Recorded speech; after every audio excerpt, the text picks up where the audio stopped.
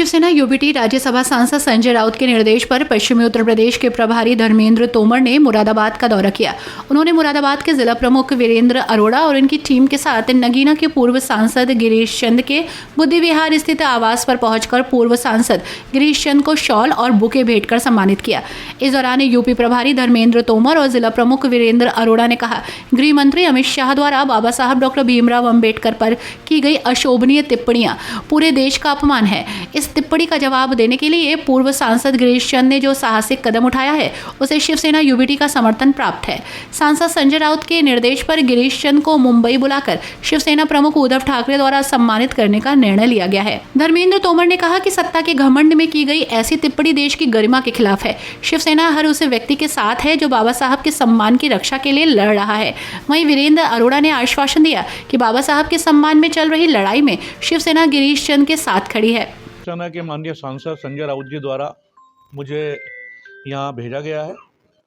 हमारे सांसद जी गिरीश जी के विषय में जानकारी उनको हुई थी कि बाबा साहब का जो अपमान गृह मंत्री जी द्वारा किया गया है उस पर इनके द्वारा जो भी काम किए जा रहे हैं वो सारा उनके संज्ञान में आया और उन्होंने भेजा कि भाई ऐसे सांसद जी का अभिनंदन करें, स्वागत करें। और अगली मुलाकात राउत साहब से कराने के बाद फिर गिरीश जी की मुलाकात उद्धव ठाकरे जी कराएंगे मुंबई में। उसमें हमारे अरोड़ा जी साथ रहेंगे, मैं रहूँगा और हमारे सांसद संजय राउत साहब साथ रहेंगे। ये प्रक्रिया क्योंकि जिस तरह से अपमानित किया गया संसद के अंदर, ऐसे गृह मंत्री को गद्दी पे बैठना नहीं चाहिए, खुद ही इस्तीफा दे देना चाहिए। चाहे उनसे गलती से वो शब्द निकले या जानबूझकर शब्द निकले या घमंड में उन्होंने उस शब्दों को बोला, उनको खुद भी सोचना चाहिए वास्तव में अगर वो बाबा साहब को मानते हैं तो उन्हें इस्तीफा दे देना चाहिए। जिस तरह से वो अपने इस्तीफा नहीं दे रहे हैं और अपनी बात पर अड़े हुए हैं, लगता है वो बार बार बाबा साहब का अपमान कर रहे हैं। पूरे देश में आंदोलन हो रहा है, मुंबई महाराष्ट्र में शिवसेना आंदोलनरत है, हर उत्तर प्रदेश में भी हर जनपदों में शिवसेना के द्वारा आंदोलन चल रहा है।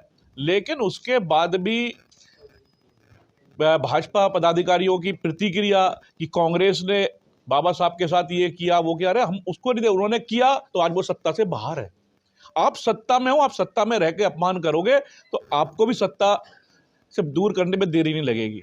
इसीलिए देश की जनता चाहती है, जो बाबा साहब से प्यार करती है, बाबा साहब से के अपमान को बर्दाश्त नहीं किया जाएगा। इसीलिए संजय राउत साहब ने भेजा कि गिरीश जी का सम्मानित किए, ऐसे व्यक्ति आगे बढ़े जो बाबा साहब का अपमान करने वालों को जवाब दे सके। इसीलिए मैं आया हूँ, आज मैंने सम्मान किया है और हमारा शुभकामनाएं है कि ये आगे बढ़ेंगे, इनके साथ पूरी शिवसेना खड़ी। आगे की प्रक्रिया जो भी होगी वो हमारे संजय राउत साहब देखेंगे, आप हमारे पक्ष प्रमुख उद्धव ठाकरे जी देखेंगे।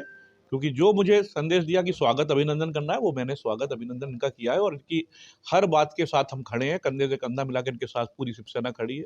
ये जहाँ भी कोई आंदोलन करेंगे उस आंदोलन में भी हम पूरी संगठन इनके साथ रहेगा।